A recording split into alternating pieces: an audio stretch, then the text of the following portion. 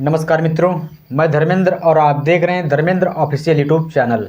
साथियों, आज हम बात करेंगे आजमगढ़ की विधानसभा सीट के बारे में, जहां पर भारतीय जनता पार्टी का 2022 के विधानसभा चुनाव में आजमगढ़ की 10 की 10 सीट पर भारतीय जनता पार्टी की जमानत जब्त हो गई। साथियों, हम सभी जिलों पर जितनी भी विधानसभा सीट आती हैं हर जिले की, हम सभी सीटों पर हर विधानसभा सीट पर एनालिसिस कर रहे हैं किसी पार्टी का किस विधानसभा सीट पर वर्चस्व है और आगामी 2027 के विधानसभा चुनाव में कौन सी पार्टी आपको जीतती हुई नज़र आ सकती है। साथियों, आज सबसे पहले बात करेंगे हम आजमगढ़ जिले की ऐसी 2 विधानसभा सीट पर जहां पर है समाजवादी पार्टी का गढ़ आजमगढ़ के बारे में। बताते चले कि आजमगढ़ की अतरौलिया विधानसभा सीट और फूलपुर विधानसभा सीट, इन दोनों सीटों पर ज़्यादातर बहुजन समाज पार्टी और समाजवादी पार्टी आमने सामने रही हैं। लेकिन साथियों, बताते चले कि अतरौलिया विधानसभा सीट एक ऐसी विधानसभा सीट है जहां पर भारतीय जनता पार्टी अभी तक जीत हासिल नहीं कर पाई है। आपको बताते चले कि समाजवादी पार्टी के संस्थापक सदस्य रहने वाले बलराम यादव अतरौलिया विधानसभा सीट से 5 बार लगातार विधायक रहे। अब उनके बेटे 2012 के विधानसभा चुनाव और 2017 के विधानसभा चुनाव और 2022 के विधानसभा चुनाव से अतरौलिया विधानसभा सीट पर विधायक हैं।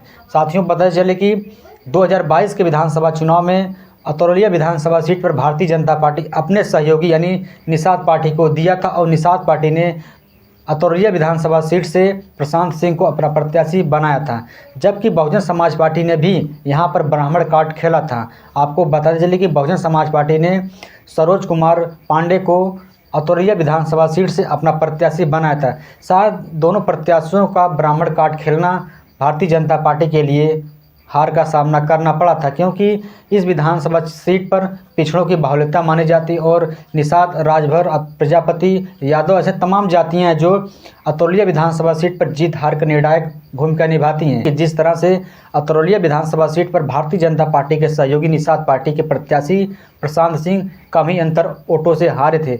लेकिन साथियों, बताते चले कि अभी कुछ दिन पहले सुहेल देव भारतीय समाज पार्टी के राष्ट्रीय अध्यक्ष और उत्तर सरकार के पंचायती राज मंत्री ओम प्रकाश राजभर अतरौलिया के विधानसभा सीट पर एक बड़ी जनसभा बहेरा गांव में की थी। हालांकि वह भागीदारी पार्टी द्वारा एक रैली रखी गई थी, शोषित वंचित महासम्मेलन की रैली।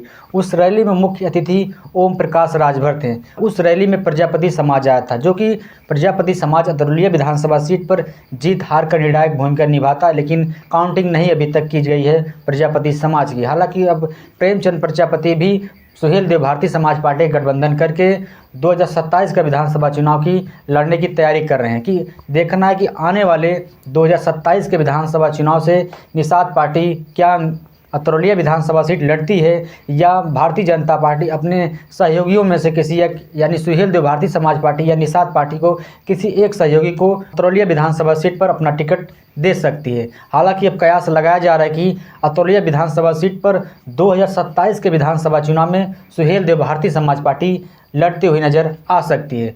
साथियों, क्योंकि बहुजन समाज पार्टी ने भी 2022 के विधानसभा चुनाव में अतरौलिया विधानसभा सीट को रोचक बना दिया था। शायद ब्राह्मण कार्ड खेलने की वजह से 2022 के विधानसभा चुनाव में निषाद पार्टी के प्रत्याशी प्रशांत सिंह हार गए थे।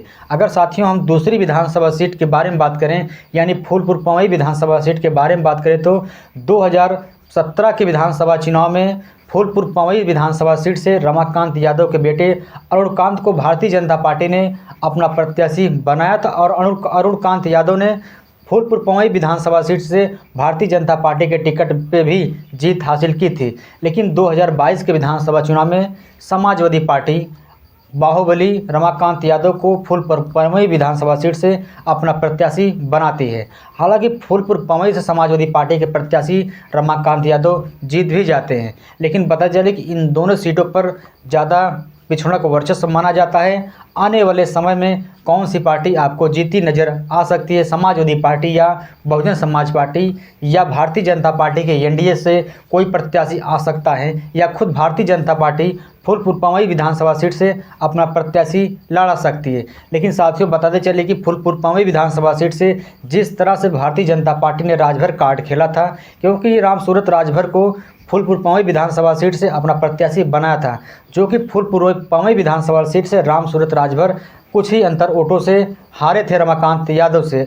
बताते चले कि अब रमाकांत यादव इस समय जेल में है और देखना है कि समाजवादी पार्टी 2027 के विधानसभा चुनाव में अपना कैसे प्रत्याशी बनाती है और भारतीय जनता पार्टी क्या खुद फूलपुर पवई विधानसभा सीट से लड़ती है या अपने सहयोगी में से किसी दल को देती है। अगर हमारी वीडियो अच्छी लगी हो तो चैनल को जरूर सब्सक्राइब शेयर कमेंट करिए। धन्यवाद।